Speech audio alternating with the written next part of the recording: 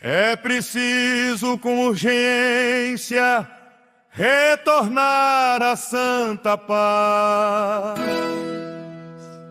Se todos somos iguais, para que a divergência que provoca a violência entre pessoa e nação,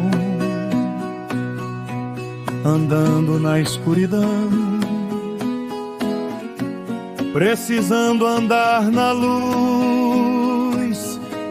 A palavra de Jesus nos aponta a direção.